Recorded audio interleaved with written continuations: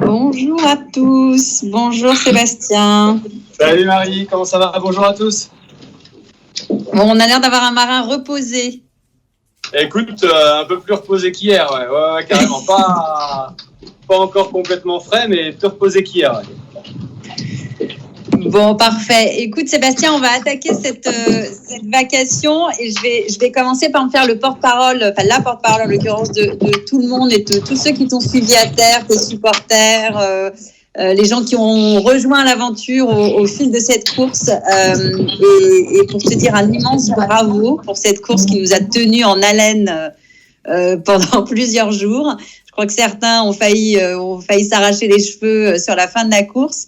Et bravo et merci d'avoir aussi bien partagé ton aventure avec nous parce qu'on y était et parce que pendant ces plus de 2 semaines on a vécu la course à tes côtés, à vos côtés, on a vibré, on s'est réjoui de certains moments, on était plus triste à d'autres et voilà, et c'était un bonheur de te suivre et de vous suivre en tous les cas. On te reçoit pas. Ah mince, vous ne m'entendez voilà, pas? Là c'est bon. Ok. Merci à tous pour ce retour et puis pour votre soutien tout au long de la course parce que ça a été, ça porte en fait quoi. Ça porte, ça aide à se dire voilà, je peux aller un peu plus loin, je peux pousser un peu plus, d'avoir un engouement derrière. Non, franchement c'est très sympa et puis et la manière dont on a partagé la course avec vous vous a permis de vous immerger un peu, de vous imaginer à bord comment ça peut se passer, avec beaucoup de plaisir et puis avec je dirais l'expertise de Romain qui est assez doué pour ça. Voilà. Bon, et alors comment on se sent 24 heures après l'arrivée d'une transat comme celle-ci? C'est un mélange un peu de tout parce que je suis hyper content de la course qu'on a faite. J'ai pris beaucoup de plaisir. Il y a toujours des petits points. Tu te dis si on aurait pu faire mieux, tu vois, notamment Chris Mian sur la fin. Mais en gros, je suis hyper content de la régate qu'on a faite. Typiquement, comment je me sens, j'ai à la fois envie de profiter de cadre ici. L'environnement, mais tu vois, pause quoi. Faut que je me repose, faut que je fasse des étirements, faut que je dorme. Donc voilà, c'est un peu derrière dans tout ça m'arrive. On t'entend pas très bien, Sébastien, ça a tendance à sauter. Ah ouais, là, c'est le réseau 4G qui est pas dingue ici. Je suis désolé, le bateau, c'est assez bruyant dans le bateau actuellement parce qu'on est dans la marina et il y a beaucoup de bruit, autour. Donc, je vais essayer. Ouais. Je suis désolé pour le réseau. Je pense non. Mais là, quand c'est comme ça, c'est parfait. Donc, tu disais que tu avais besoin de te reposer, ce qui semble assez logique. Alors, on va pas forcément refaire le film de la course parce qu'on t'a tous suivi. Mais là, comme ça, à chaud, si tu avais 1 ou 2 moments clés à retenir de cette transat en double, lesquels seraient-ils? C'est dur parce que j'ai déjà l'impression d'avoir oublié le début. Si tu veux, il s'est passé une vingtaine de jours et c'est tellement dense, il y a tellement d'événements chaque jour. Chaque jour, t'as des hauts et des bas, t'as des moments. Moi, ce que je retiens, je dirais globalement, c'est quand même l'intensité de la course. Tu vois, l'intensité de la régate en fait. Quoi, je pensais pas faire une transat Jacques Vabre en IMOCA en ayant l'impression de faire une course du Figaro. Quoi, si tu veux. Donc déjà, ça c'est ce que ça dire à bord, ça met quand même une intensité, une tension constante quoi, sur le volet sportif. Après, il y a des moments sympas, des moments de vie en mer, tu vois, quand tu croises des baleines à quelques longueurs du bateau, c'est quand même quelque chose de rare et d'assez exceptionnel. Et quand je vois que tu vois une petite vidéo qui est faite de manière très simple, que je pensais franchement pas terrible, et bien finalement plaît autant, je me dis mais oui, mais c'est une chance inouïe de vivre ces moments-là, Donc le passage avec Hélène. Moi, ce que j'aime bien aussi dans la course au large, c'est que il y a une part de voyage. Il y a la régate, mais il y a aussi le fait d'aller naviguer dans des endroits où tu vas assez peu, quoi. Tu vois, faire des séries d'empannage le long de l'Afrique, contourner Fernando de Noronha, t'as l'impression d'arriver sur une île de pirates, quoi. C'est tout vert, il y a des pics, des falaises, des plages, il y a la mer qui est formée parce que c'est l'Alizé, donc j'aime bien ces moments-là, et cette course nous en a apporté pas mal, tu vois, parce que on a quand même fait le tour des archipels, de l'océan Atlantique Nord, quoi, et sud pas tous, mais je veux dire, on a quand même, voilà, on a vu les Canaries, on a vu Fernando, Cap-Vert, on est passé juste à côté des îles Saint-Pierre et Saint-Paul qui sont minuscules, si on fait pas attention, on les voit même pas sur la carte, quoi. Donc bon, voilà, comme à chaque fois, c'est une multitude de choses. C'est vraiment difficile de ressortir un ou des moments, quoi. Le départ est toujours un moment très fort. L'arrivée aussi. Le passage du diamant était. Tu nous parlais du passage du diamant, qui est effectivement ce rocher, enfin cet îlot rocheux caractéristique de la Martinique, et qui est finalement le dernier point de passage avant l'arrivée. Ouais, qui est le dernier point de passage, puis c'est beau, quoi. C'est quand même un panorama de dingue, quoi. Donc non, on l'a passé de nuit, sous Grande Génac. Le vent a refusé quand on est arrivé, donc on était assez, comment dire, toilé pour le passage. Donc puis on est passé juste au vent des cailloux, donc c'était assez sympa avec la pleine lune. Alors, tu nous parles de ce Grande Génac, donc on va rappeler que c'est une grande voile d'avant, et justement, ces voiles d'avant, elles vous ont causé quelques misères sur les derniers jours de course. Ah ouais, effectivement, malheureusement, on a eu des problèmes de voile. Pourtant, on avait quand même identifié, on avait renouvelé au départ le Grand Spi, en se disant que le Grand Spi, c'est une voile qui allait être très importante pour la course. Le code 0, parce que pareil, c'est une voile qui nous semblait importante. Et on avait décidé de prendre le Grande Génac aussi pour suppléer à une éventuelle casse du Grand Spi, parce qu'on sait que le Spi, c'est la voile en gros la plus fragile du bord. Donc le Grand Spi, on sait qu'il a une très grande importance dans la descente dans les alizés. Au début de la course, on l'a vraiment ménagé. C'est-à-dire que par exemple au Cap Finistère, on était dans des conditions où on aurait pu porter le Grand Spi, mais on a volontairement mis le Genaker pour économiser notre Spi. Et ensuite, pendant toute la descente jusqu'au poteau noir, on a vraiment été, je dirais, un peu sur la réserve pour préserver cette voile. Et une fois arrivé à Fernando, on se dit, bon, bah là, c'est la dernière ligne droite. Le Spi, on en a pris soin depuis le départ. Maintenant, si on veut, faut tout donner, quoi. Faut tout donner, quoi. Donc on a renvoyé le Grand Spi, mais dans des conditions qui n'étaient pas dantesques, qui étaient faites pour la voile. Et puis un matin, il a explosé comme ça, sans qu'on fasse de départ à la battée ou de départ au tas, ou même qu'il ne se dégonfle. Il a explosé vraiment en charge, en enfournant un petit peu dans une vague. Donc c'est un peu le branle-bas de combat. À ce moment-là, Romain, il me réveille. C'est Romain qui était sur le pont. Il me réveille. Le Spi, il est, si tu veux, il y a une partie qui a fait tout le tour du bateau et qui est au niveau des outriggers, en train d'un peu de s'emmêler dans la outrigger, dans le gréement du bateau. Et puis en quelques secondes, en fait, on se retrouve le bateau face au vent, arrêté. Et puis là, on se regarde avec Romain, puis on se dit, mais qu'est-ce qui s'est passé, quoi ? Qu'est-ce qui se passe ? Est-ce qu'on a pris un filet ou quoi ?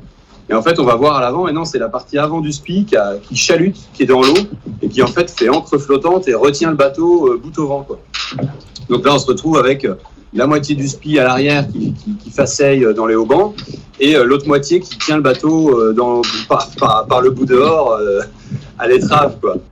Donc on arrive à défaire tout ça en coupant certains bouts, en relâchant tout. On a réussi à tout remonter à bord. Et puis une fois qu'on a ce paquet de tissu en vrac dans le cockpit, on se dit maintenant faut mettre le Genaker, parce que c'est la priorité, quoi, c'est de continuer à avancer. Donc on met le Grand Genaker, on le déroule, et en fait dans le déroulant on s'aperçoit qu'il y a une déchirure de 60-70 cm en plein milieu, qu'on n'avait jamais vu, quoi. Donc on ne sait pas comment elle s'est faite, cette déchirure. Donc on reroule le Grand Genaker, on met le petit. on installe le petit. Voilà, on commence quand même à plus avoir beaucoup de toile par rapport aux conditions du moment. Et on navigue comme ça, puis on se dit, le grand spi nous semblait irréparable, à tel point il était cassé. On se dit, par contre, il faut absolument qu'on répare le Jennaker, quoi. Donc cette voile, elle est roulée sur elle-même, elle fait quand même près de 300 mètres carrés. Et nous, on a à l'intérieur du bateau, je sais pas, peut-être une dizaine de mètres carrés disponibles pour rentrer ça dedans et dérouler, quoi. Donc nous voilà partis avec Romain à rentrer la voile dans le bateau et puis à la dérouler tour par tour, quoi. Donc c'est assez fastidieux, quoi. Il fait dans le bateau, il fait 30-35 degrés, on est en sueur, mais comme pas possible. On continue à avancer quand même parce que la chance qu'on a eue, c'est qu'à ce moment-là, le vent s'est renforcé. Donc il y avait quand même 24-25 nœuds de vent. Donc on n'était pas complètement arrêté sous petit Jennaker. Mais donc le bateau faisait quand même des surfs à plus de 20 nœuds, quoi. Et bon, il faut bricoler à l'intérieur. Et ça nous a pris vachement de temps. Et franchement, à un moment donné, on trouvait pas la déchirure dans la voile parce qu'on se retrouve avec le tissu qui s'accumule dans le bateau. Puis on trouvait pas la déchirure, on l'avait repérée à peu près où elle était, mais une fois tout le tissu dans le bateau, on ne trouvait pas. Je dis à Romain, mais comment on va faire pour trouver cette déchirure et tout. Puis des fois, il y a des coups du sort comme ça. Au moment même où je dis ça, elle me tombe dans les mains, quoi, tu vois. Je tire sur le tissu et hop, la voile, elle est là, quoi. Et donc voilà, du coup, on la répare. On reroule la voile, donc après, il faut tout rerouler. Avec quoi vous l'avez réparée ? Je te pose la question parce que c'est vrai qu'on imagine, on se dit on répare, mais comment on répare une voile en mer comme ça ? Alors là, on répare avec les moyens du bord. On prend toujours des scotch un peu spécifiques pour réparer les voiles. Donc on avait ce qu'on appelle du 3DI, c'est un scotch à voile autocollant. Et puis pour finir l'œuvre, je dirais, parce que c'est pas fait dans la dentelle, quoi. C'est fait au plus vite, mais pour que ça tienne, un petit coup de grey tape, tu vois, ce scotch de bricolage qu'on a tous dans notre débarras ou dans notre cave, et qui fait très bien l'affaire. Et donc voilà, on répare comme ça, quoi. Et donc voilà, donc on l'a reroulé à la main dans le bateau, et puis on est allé désinstaller le petit Jennaker, réinstaller le grand Jennaker, le dérouler. Et si tu veux, il s'était passé, en gros, le spi a dû casser vers 5h du mat'. Et on a dû renvoyer le grand Jennaker en fait pendant la vacation qui était prévue. D'ailleurs, c'est pour ça que j'ai pas pu faire la dernière vacation. Je suis désolé, mais le jour où la vacation était prévue sur le bateau en mer, et ça coïncidait avec tout ce que je viens de vous expliquer. Donc c'est pour ça que je ne peux pas être là. Voilà, et donc ça répond à une question parce que il y a plein de questions et notamment les élèves de CE2 de l'école Pierre et Marie Curie en Loire-Atlantique ont préparé plein de questions et la dernière question c'était justement les explications sur les conditions météo parce que on a un petit peu caché les choses effectivement quand tu nous as dit que tu pouvais pas faire cette vacation en disant que c'était les conditions à bord qui étaient compliquées et comme on ne veut pas mentir aux enfants, voilà les enfants, la raison pour laquelle Sébastien n'a pas pu se connecter la semaine dernière. Ouais, c'est vrai que désolé, on peut pas toujours tout dire parce que ça a une incidence sur la concurrence, sur nos concurrents. Donc, on voulait pas qu'ils puissent savoir. Au début, en fait, on a hésité, donc on s'est dit, prenons le temps de la réflexion, mais on va pas le dire tout de suite, quoi. Et puis bon, finalement, et puis c'est aussi dépendant des partenaires de Romain qui veulent communiquer ou pas sur le sujet. Donc ça a pris un peu de temps, mais voilà, la réalité, c'est qu'on était à fond de cale en train d'essayer de réparer un grand Jennaker. On comprend mieux la possibilité pour toi de nous rejoindre à ce moment-là. On va continuer justement sur les questions posées par cette classe de CE2. Ils ont été très studieux et donc ils t'ont manifestement suivi pendant toute la course. Alors, des questions qui effectivement, pour nous adultes, nous passent par la tête et qu'on n'ose pas forcément poser. Et heureusement, les enfants sont là pour les poser. Côté hygiène et salle de bain, ça se passe comment ? Comment on prend sa douche ? Comment ça se passe pour les toilettes ?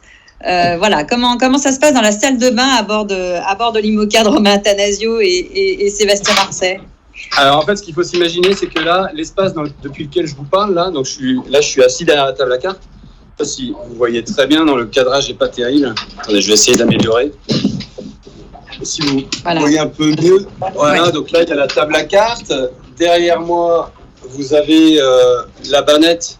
Donc c'est un espèce de petit lit de camp, c'est là où on dort. Et l'espace de vie qui est autour de moi là, en fait c'est notre cellule de vie, c'est ici qu'on vit tout le temps, quoi. Donc on a quelques mètres carrés. Dans ces quelques mètres carrés, on dort on travaille, on mange. Alors là, j'essaie de vous montrer la cuisine. Attendez, excusez-moi.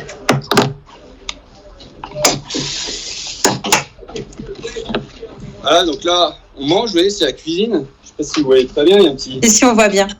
Un petit réchaud comme ça, et puis quelques ustensiles. Donc voilà, vraiment, on a ces quelques mètres carrés dans lesquels, en fait, on fait tout. Comme si votre maison, elle faisait 10 mètres carrés, quoi, en fait, quoi. Donc, il y a beaucoup de promiscuité. Pour l'hygiène, pour les toilettes, on utilise un seau, très simplement. Un seau qu'on vide dans la mer une fois qu'on a fini. Pour la douche, on se lave à l'eau de mer et puis on se rince. Donc, on a beaucoup d'eau de mer disponible. Donc, soit avec des seaux, soit alors on va directement à l'étrave. Quand l'étrave est sous l'eau, on va à l'étrave et puis on s'asperge de l'eau qui arrive toute seule sur le pont. On savonne et puis on utilise par contre une toute petite quantité d'eau douce pour se rincer. On utilise genre 1 litre d'eau douce pour se rincer une fois qu'on s'est lavé.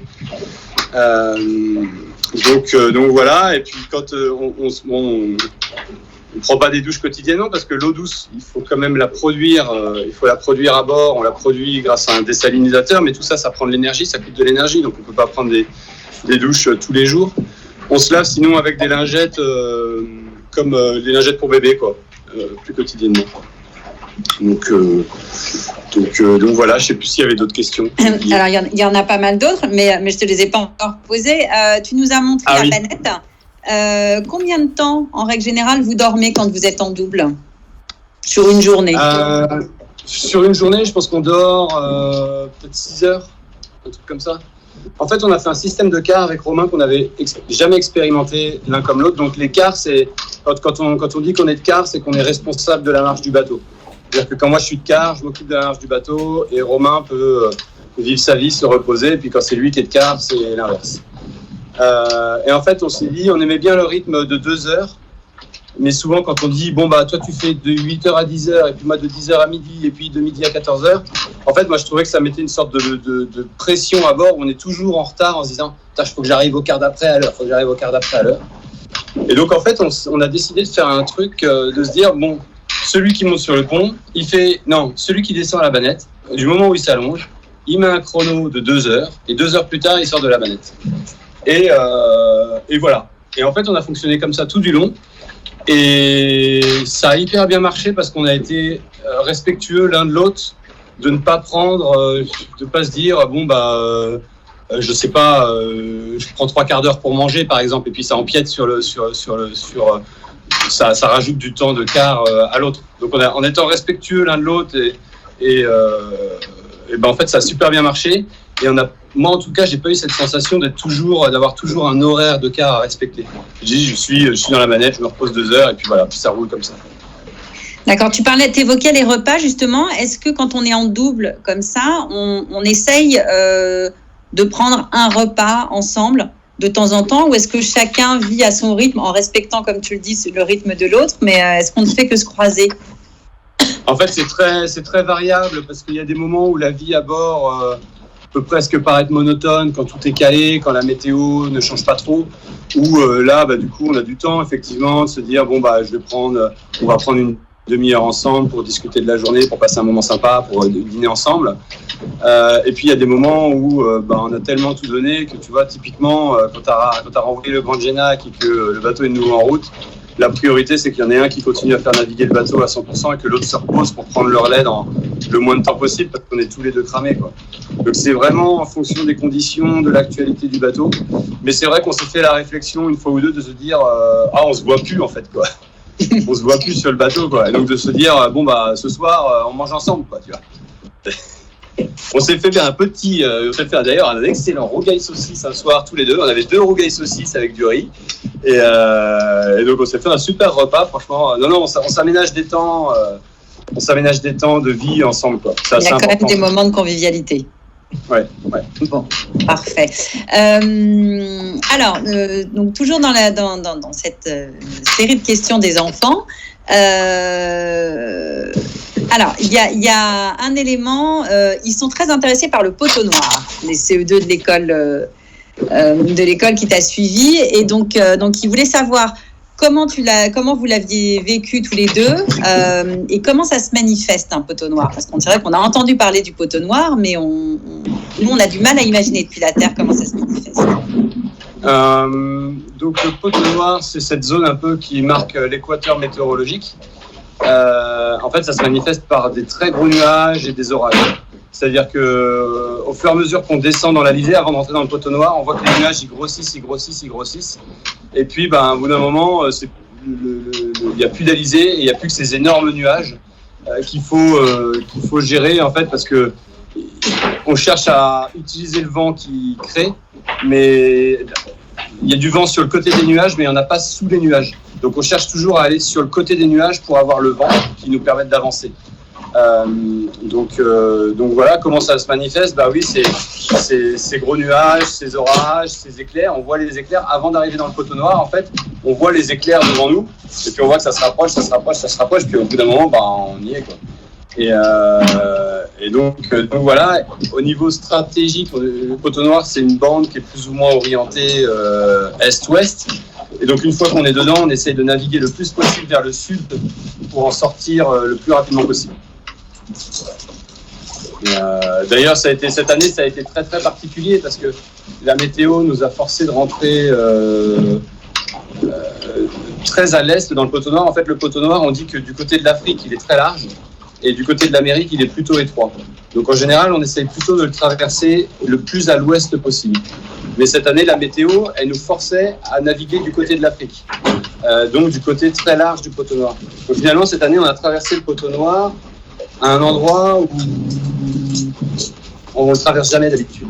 En fait, dans les livres de météo, il n'y avait rien, il n'y a personne. D'habitude, il n'y a personne qui va traverser le poteau noir à cet endroit-là, quoi. Et donc, ça a été un poteau noir assez surprenant, quoi. Parce que, du fait d'être positionné à cet endroit-là, et que c'est pas si mal passé que ça, finalement. Ça n'a pas été si douloureux que ça. Moi, ce que j'ai été très surpris, c'est de voir l'ensemble de la flotte qui, justement, naviguait dans le poteau noir, continuer à naviguer en le longeant, en fait, quoi. Alors que nous, avec Romain, on a fait le choix de le couper au plus court, ce qui d'abord nous a coûté de la distance et nous a fait perdre au classement. On a décidé de le couper au plus court, mais par contre, une fois qu'on a été sortis, on a été vraiment sortis, on a récupéré 24 heures plus tard les bénéfices du décalage qu'on avait fait, de l'effort qu'on avait fait pour gagner vers le sud. D'accord, donc c'est le principe de la voile où parfois il faut accepter de perdre pour mieux gagner derrière. Exactement, ouais. Bon, et alors les enfants sont assez curieux, ils voudraient jeter un œil à ton bureau et que tu nous montres un petit peu avec quels outils vous avez tracé votre route entre Le Havre et la Martinique. Alors attends, le bureau il est juste derrière moi. Hop. Alors là, vous voyez ou pas, non? Oui, parfait. Donc la table à cartes, ici on passe pas mal de temps. Donc là, j'ai pas le logiciel de navigation démarré, mais je vais le lancer. Et pareil, la centrale électronique est pas en route. Mais en gros, ici, j'ai tous les interrupteurs pour allumer le matériel qui est à bord. Donc, quand je veux démarrer, les antennes satellitaires, le radar, la caméra Oscar qui est en tête de mât, le téléphone, le désalinisateur. Voilà, tout ça, je le démarre d'ici. Ici, ce petit écran jaune, c'est un réveil en fait, un peu comme un coup de pied, un réveil. Ce panneau-là, je ne sais pas si vous voyez bien en fait. Si, on voit plutôt bien.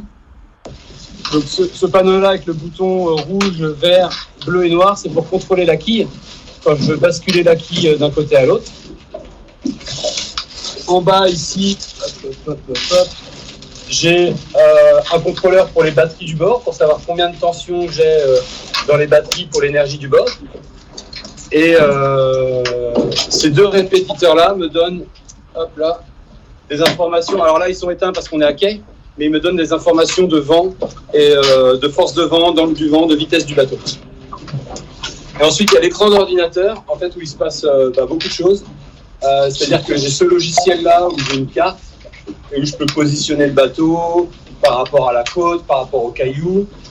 Ça me permet aussi de prendre les fichiers météo. Mais à travers l'ordinateur, je peux aussi, par exemple, agir sur le pilote automatique du bateau. je peux aller régler le pilote automatique grâce à l'ordinateur en quelques clics, quoi.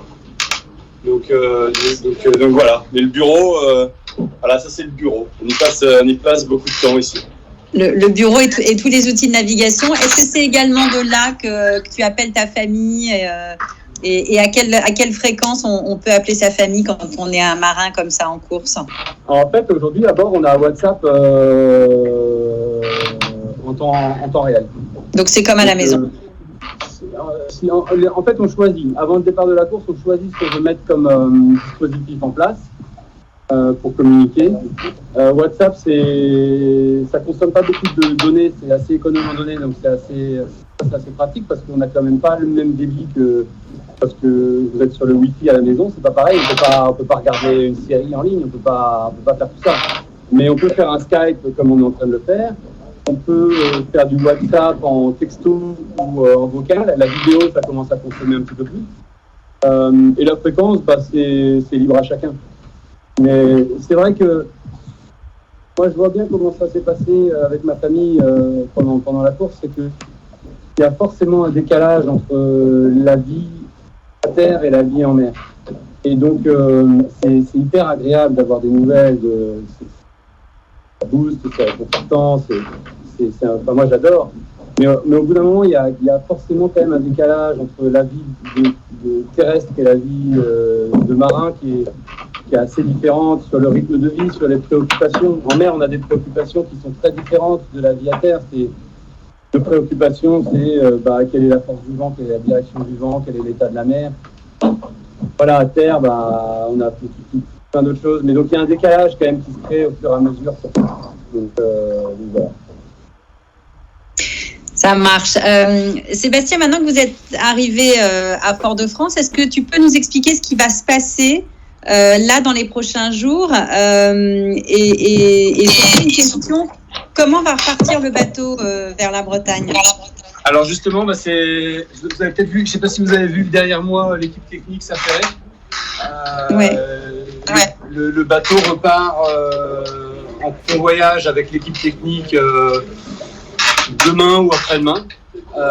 Donc il rentre par la mer, il fait le chemin inverse. Alors, il ne suit pas tout à fait la même route, il ne va pas passer par Fernando. Et le convoyage retour, au niveau météo, c'est un peu moins sympa parce que les alizés, on les a de face, donc on fait du près dans l'alizé. Et ensuite, on rentre dans un temps plutôt hivernal. Je crois qu'il fait assez froid en métropole en ce moment. Non donc voilà, après, il faut arriver sur la côte atlantique avec ce temps un peu plus vigoureux, quoi. Donc c'est quand même l'Atlantique Nord en hiver. On est fin novembre. L'Atlantique Nord en hiver, c'est sérieux, quoi. Donc voilà. Et tu dis l'équipe technique, ça représente combien de personnes? Ils vont être combien à ramener le bateau? Alors, il y a le boat captain, Marc, qui est responsable de la préparation technique du bateau pour l'équipe. Il y a Stuart, qui est membre de l'équipe technique. Et il y a Claire, qui, elle, gère tout ce qui est l'aspect logistique. C'est tout bon. Donc 3 personnes plus une autre, c'est ça? Oui, plus le fils d'un des sponsors qui vient pour c'est quand même une expérience inouïe, quoi, tu vois, de traverser l'Atlantique sur ces bateaux-là. Complètement. Parfait. Bon, et donc toi, tu vas rentrer en métropole? Exactement. Bon. Exactement, ouais. Et donc, on va pouvoir te retrouver pour ceux qui parce que c'est la grand-messe nautique parisienne, donc en l'occurrence le salon nautique des Mars samedi prochain. Et donc, mardi 7 décembre, dans un tout petit peu plus d'une semaine, on va pouvoir te retrouver sur le stand Captain Boat qui se situe en C28. Et on va juste rappeler que tu seras là, toi, à la disposition de ceux qui le souhaitent pour échanger, reparler et revenir sur cette course incroyable. Et puis aussi et surtout, j'ai envie de dire, évoquer la suite parce que c'est un peu ce qu'on s'est tous dit, c'est que cette Transat Jacques Vabre, plus que réussie, c'est un pas de plus vers la concrétisation de ton projet à toi, du Vendée Globe 2024 sous les couleurs de Cap Agir Ensemble, et puis d'une route du Rhum destination Guadeloupe l'année prochaine, toi seul sur ton bateau entre Saint-Malo et Pointe-à-Pitre. Ouais, complètement. Merci beaucoup d'avoir organisé cet événement Alexandra, et enfin toutes les personnes qui se sont occupées pendant que j'étais en mer pour le salon nautique. C'est une bonne occasion de pouvoir se voir physiquement, créer un petit événement supplémentaire, valoriser notre projet Cap Agir ensemble. Et effectivement, ça va être un peu moi, j'ai l'impression, c'est difficile parce que je viens juste d'atterrir de la navigation, mais j'ai l'impression que c'est un peu le money time pour notre projet, quoi. C'est-à-dire que voilà, va falloir concrétiser rapidement pour pouvoir être sur la route du Rhum l'année prochaine et en vue du Vendée Globe 2024. Que Éric Nigon, le bateau donc sur lequel avec qui on a beaucoup avancé pour l'acquisition de ce bateau-là, arrive ce matin à Fort-de-France. Et que lui aussi va avoir besoin de savoir où on en est, qu'est-ce qu'on veut faire, quand, comment. Donc voilà, il y a toute cette actualité, cette partie montage de projet qu'il va falloir reprendre à bras le corps et faire avancer. Mais je pense que grâce à l'équipe Cap Agir ensemble, tout ne s'est pas arrêté pendant que j'étais en mer. Et donc merci beaucoup. Mais pour autant, je pense qu'on a encore du boulot pour y arriver. Ça marche. Et écoute, en tout cas, voilà, le rendez-vous est lancé pour mardi 7 décembre. Donc, je rappelle sur le stand Captain Boat qui se situe en C28 sur le salon nautique. Nous, on va te laisser. Est-ce que tu veux que je vous fasse faire un petit tour de l'extérieur, vous montrer le panorama de l'extérieur? Avec grand plaisir, histoire de prendre un peu de chaleur. Voilà. L'ambiance un peu ponton. Et puis, hop. Alors voilà, je vous parlais de Stu qui bricole pour préparer le bateau en vue du retour. Hop. Et là, alors je vois pas trop ce qu'est.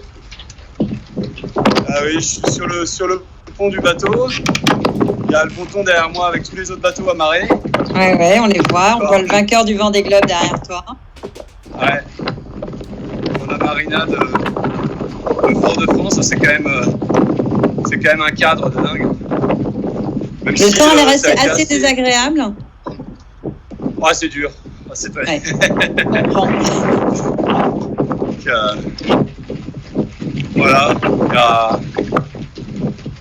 Voilà. Bon, écoute, on espère surtout que tu vas réussir à profiter un peu de ce cadre magnifique et de cette petite pause à Fort-de-France, même si on imagine que tu vas avoir hâte de rentrer. Ouais, écoute, j'ai été faire un petit tour à la plage hier soir avant de me coucher. Franchement, c'est agréable.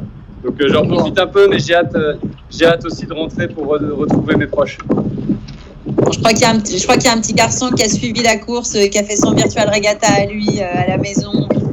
On imagine qu'il aura plein de choses à te raconter. Un immense merci, Seb, en tout cas, d'avoir pris tout ce temps avec nous. Et puis, on a hâte de te retrouver en métropole et d'évoquer la suite et continuer à avancer sur ce joli projet qu'on porte et qu'on partage tous. Super, merci beaucoup à toi, Marie. Et puis, merci à tous d'avoir suivi la vacation et de m'avoir encouragé pendant cette course. Merci beaucoup. Merci, à très vite.